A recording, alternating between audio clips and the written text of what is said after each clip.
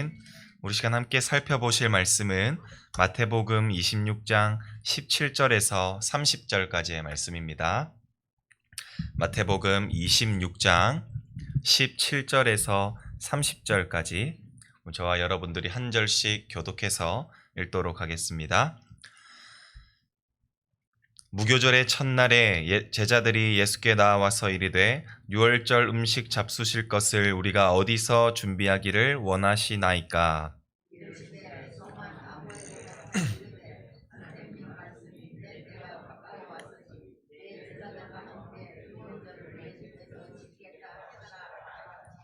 제자들이 예수께서 시키신 대로 하여 유월절을 준비하였더라. 그들이 먹을 때에 이르시되 내가 진실로 너희에게 이르노니 너희 중에 한 사람이 나를 팔리라 하시니,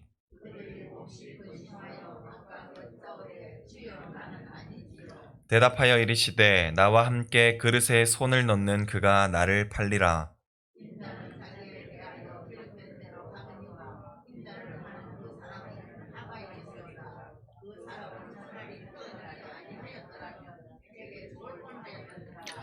예수를 파는 유다가 대답하여 이르되 랍비여 나는 아니지요. 대답하시되 내가 말하였도다 하시니라.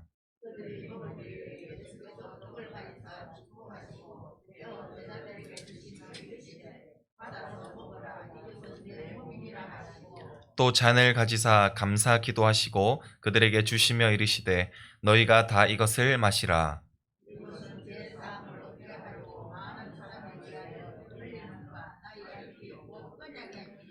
그러나 너희에게 이르노니 내가 포도나무에서 난 것을 이제부터 내 아버지의 나라에서 새 것으로 너희와 함께 마시는 날까지 마시지 아니하리라 하시니라. 예, 그들이 찬미하고 감람산으로 나아가니라. 아멘. 할렐루야.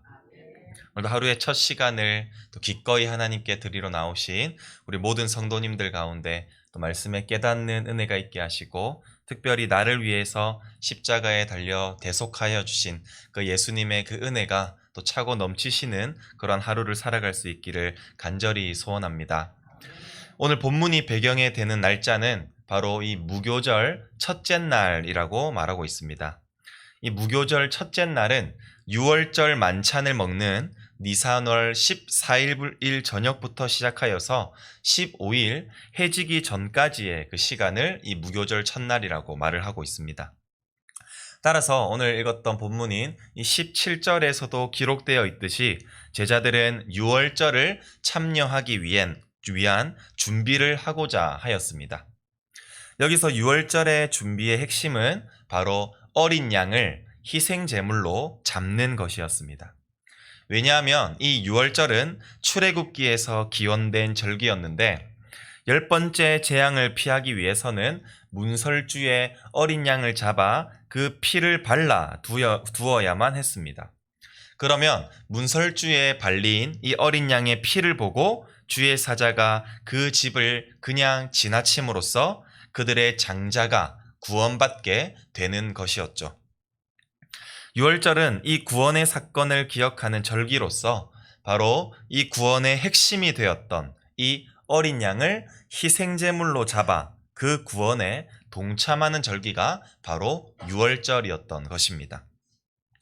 따라서 제자들도 예수님께 유월절 음식과 그 음식을 먹을 장소를 어디로 택하여서 우리가 함께 보내시겠습니까? 라고 현재 예수님께 묻고 있는 것입니다. 그러나 예수님께서는 이 모든 것들을 다 준비하셨으며 예수님께서는 성안 아무에게로 가서 내 때가 가까이 왔으니 내 제자들과 함께 유월절을 지키겠다 하라고 명령하시면 그 유월절을 지킬 장소를 제공받을 것이라고 제자들에게 말하고 있습니다.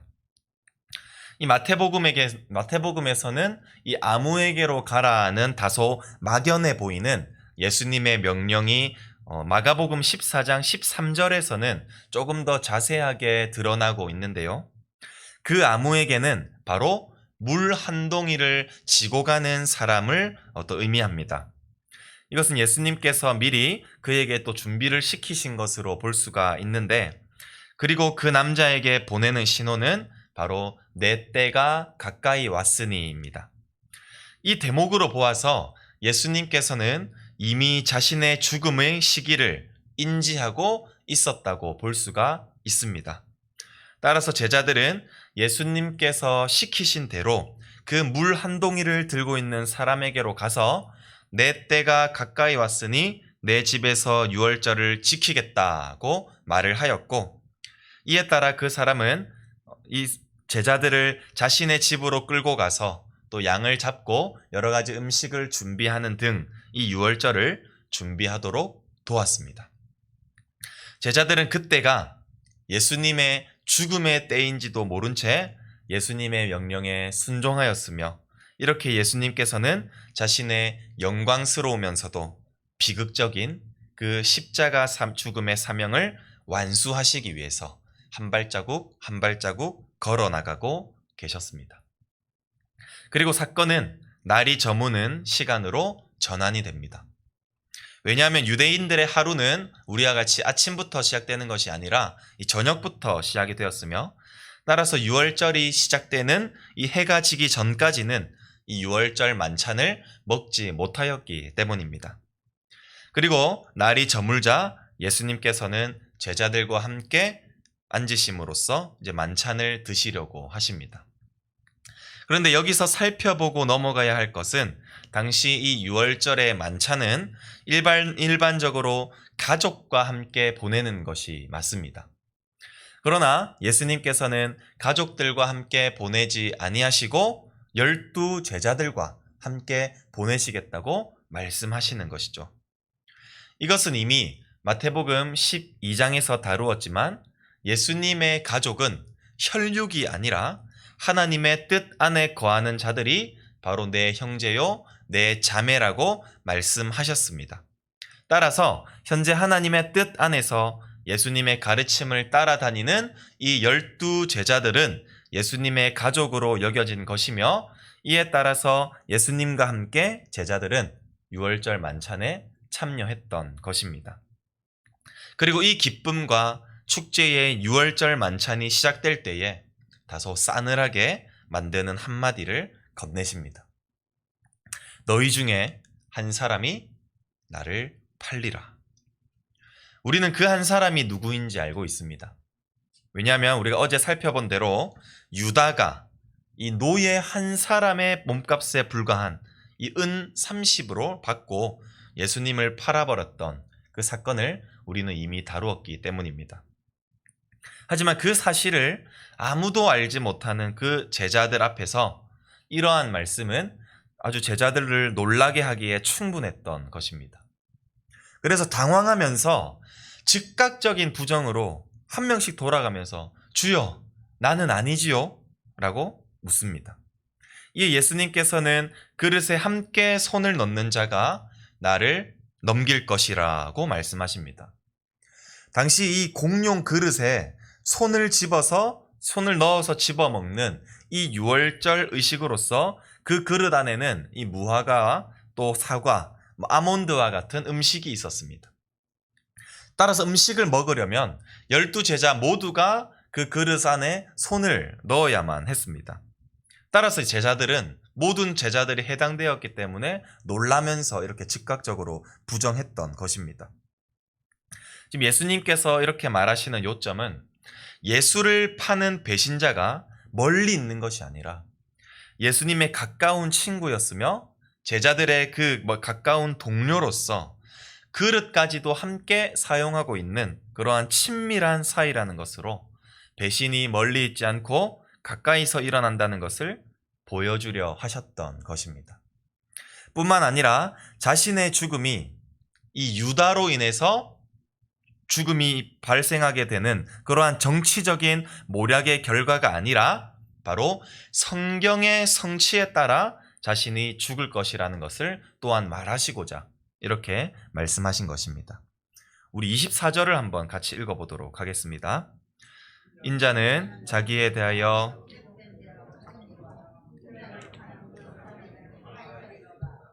그 사람은 태어나지 아니하였더라면 제게 좋을 뻔하였느니라. 아멘. 예수님께서는 자신이 십자가에 못 박혀 죽으시되 이미 자신이 고난받고 죽을 것이라는 그 예언에 따라서 예수님은 죽을 것이라고 명확하게 나타내어 주고 있습니다. 그러나 이 죽음이 성경의 예언의 성취라는 것이죠.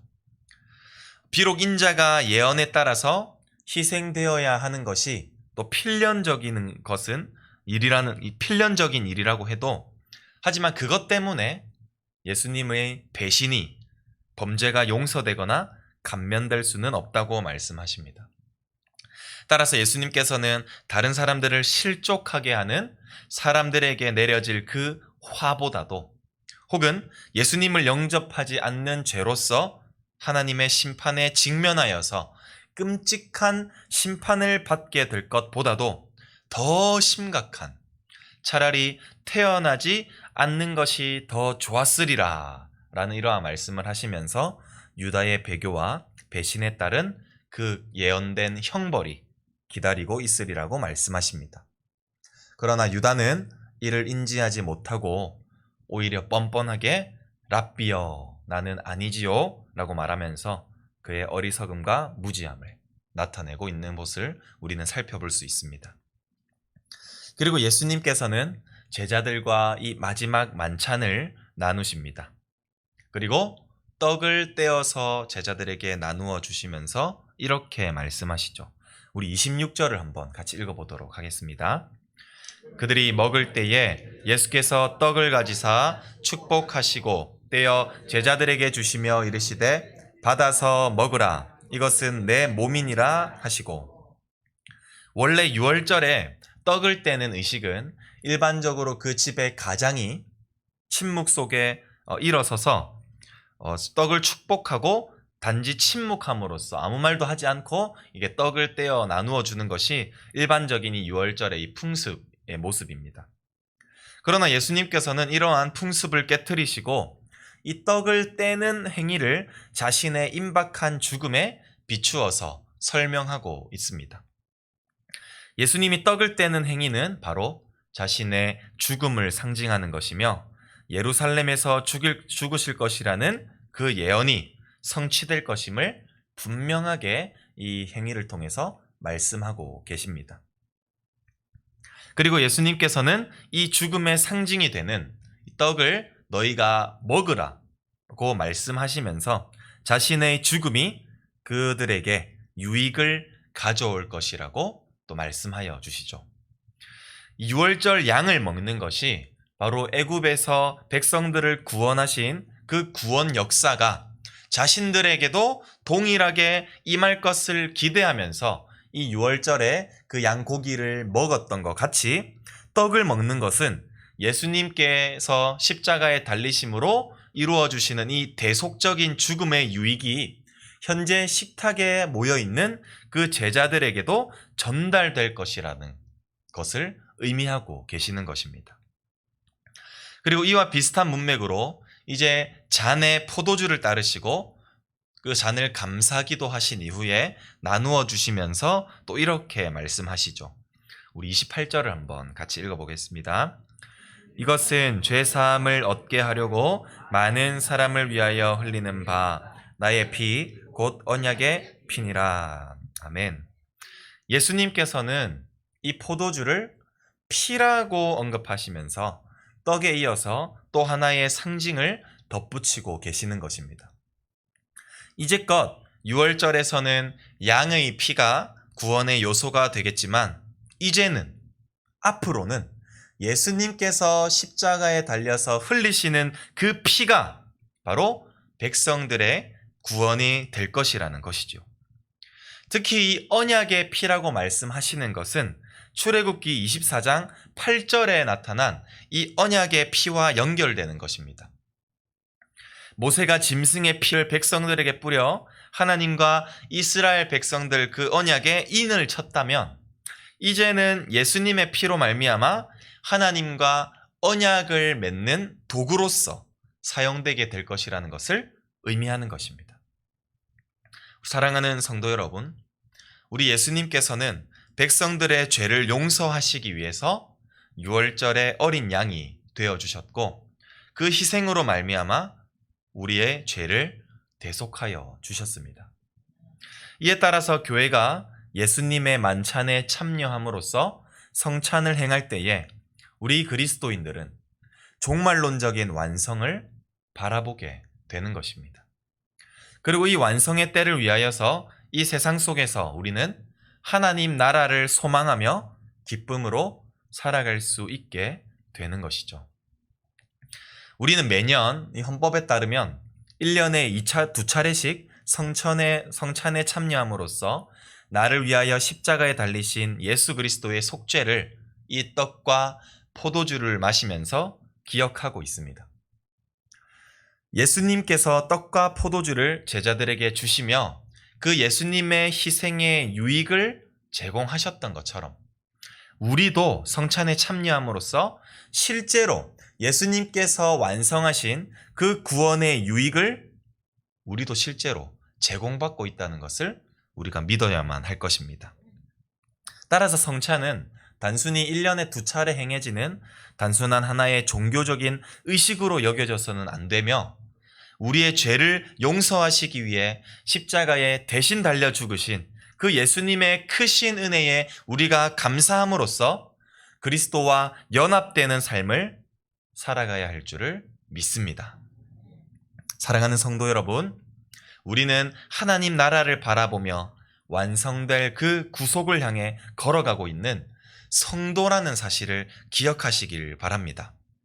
우리가 오늘 하루를 살아가면서 나에게 아무런 자격도 있지 않는 그런 나에게도 예수님께서 구원을 허락하시고자 하늘 소망을 바라보게 하시기 위해 자신의 그 몸을 아낌없이 또한 자신의 피를 아낌없이 십자가에 흘려주신 그 은혜를 우리가 오늘 기억하심으로써 그 십자가의 그 사랑을 회복하시고 또한 예수님께서 나를 위해 행하신 그 모든 은혜에 감사가 회복되는 그러한 하루를 살아갈 수 있기를 간절히 소원합니다. 기도하겠습니다. 참 좋으신 하나님 아버지, 주님의 은혜와 사랑을 감사합니다. 예수님께서 또 구약의 모든 예언의 성취를 성실하게 이루시고자 자신의 몸을 희생하면서까지 하나님의 뜻에 순종함으로 십자가에 달려 죽으신 그 은혜를 우리가 이 시간 기억하게 하시니 감사합니다. 하나님, 구약의 예언의 성취를 위해 오신 예수님이시지만 실제로는 그 구원의 은혜가 바로 나를 위해서 이 땅에 오셨음을 우리는 고백합니다. 아무런 자격도 없는 우리를 위하여서 친히 육신의 몸을 입고 이 땅에 오셔서 모든 고통과 고난과 아픔을 당하시면서까지 십자가에 달려주신 그 예수님의 은혜가 회복될 수 있기를 간절히 소원합니다.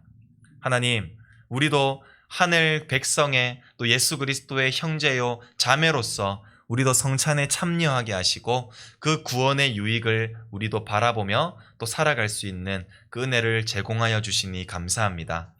우리는 예수 그리스도의 형제요 자매로서 또 예수님께서 행하신 그 구원의 모든 행위들을 우리가 잊지 아니하게 하시고 정말 우리가 매일매일을 살아가는 그 모든 순간마다 그 십자가의 은혜를 생각하며 항상 하나님께 감사하며 또 예수님의 그 구원하신 은혜에 감사하며 또한 이 사실을 또 주변에게도 알릴 수 있는 그러한 또 하나의 메신저의 역할을 또 잘 감당해낼 수 있는 우리 모든 성도님들 될 수 있게 주님 축복하여 주시옵소서.